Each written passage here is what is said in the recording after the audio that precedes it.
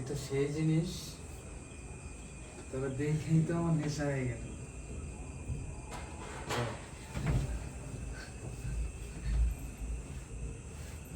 ভয় পাস নাকি?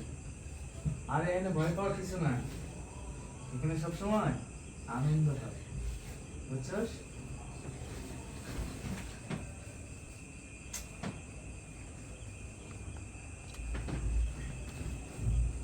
হ্যাঁ ভাই।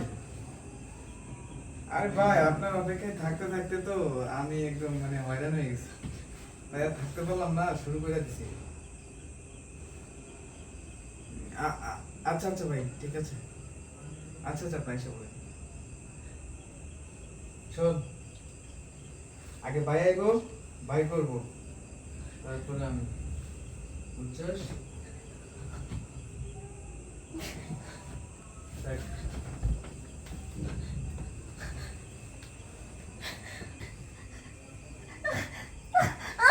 এই এমন করছ কেন? এখানে কি নাটক করতে আসিস তুই? হুম?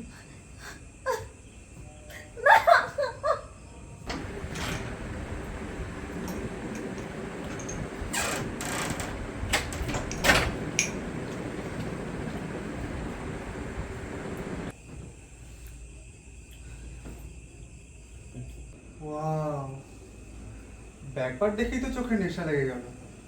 কি ব্যাপার সুন্দরী, এদিকে একটু ঘুরে তাকাও, তোমার চাঁদ মুখখানে একটু দেখি। পিছন থেকে দেখে তো মনে হচ্ছে অনেক সুন্দর, সামনে না জানি আরো কি রূপ। কি হলো, তাকাও এদিকে। জীবনে অনেক মেয়েকে খুব কাছে থেকে পেয়েছি, অনেক সুন্দর মেয়ের কাছেও গিয়েছি, কিন্তু তোমার মতো একটাকেও পাইনি। তোমার পিছন থেকে দেখে মনে হচ্ছে তুমি তাদের থেকে অনেক বেশি সুন্দর। কি গো সুন্দরী, এদিকে একটু ঘুরো। বুঝতে পেরেছি তুমি অনেক লজ্জাপতি, এদিক তাকাও। আরে নূপুর, তুমি এখানে?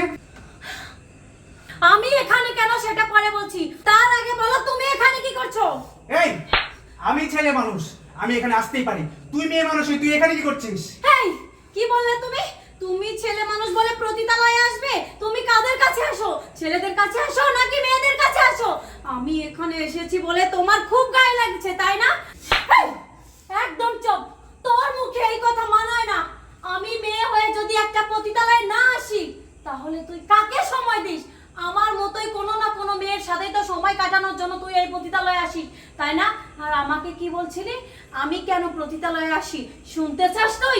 তাহলে শোন, তোর সাথে বিয়ে হয়েছে 5টা বছর। এই 5টা বছরের মধ্যে তোর কাছ থেকে আমি কি পেয়েছি বলতে পারিস? 5টা বছরের মধ্যে 5টা দিন তুই আমাকে সময় দিয়েছিস না দিসনি? আমার যে একটা সংসার আছে, তোর যে বউ আছে, তুই তো ভুলেই গিয়েছিলি। তুই কি করতি? আমাকে না জানিয়ে দিনের পর দিন শুধু এইখানে না, হাজারো জায়গায় হাজারো মেয়ে নিয়ে তুই দিনের পর দিন নোংরামো করতি। আর আমি আমি অসহায়ের মতো শুধু দেখতাম। যদি তোকে বলতে যেতাম, তুই তুই আমার গায়ে হাত তুলতি, আমাকে মারতি, এমনকি আমাকে ডিভোর্স দেওয়ার ভয়ও দেখাতি। তুই জানিস আমি না অনেক গরিব ঘরের মেয়ে, এর জন্য তুই যদি আমাকে ডিভোর্স দিয়ে দিস, শুধু সেই ভয়ে আমি তোকে কখনো কিচ্ছু বলতে পারিনি। কিন্তু কি করব বলো, আমারও তো পেট আছে, আমারও তো ক্ষুধা পায়। তুমি স্বামী হয়ে তো একটা বারের জন্য আমার খবর নেওনি যে আমি কি খাচ্ছি কি না খাচ্ছি, কিভাবে আমার সংসারটা চালাচ্ছি। তাহলে আমি একজন মেয়ে হয়ে এই প্রতিতালয়ে না এসে কি করব? তোর মতো স্বামী যে মেয়ের ঘরে আছে, তাদের তো জায়গা এই প্রতিতালয়। এর থেকে ভালো কোনো অপশন না আমার কাছে নেই, জানিস? আমাকে একটা কথা বলতো, আমার কি অন্যায় ছিল? আমি তোকে ভালোবেসেছিলাম, এটাই আমার অন্যায়?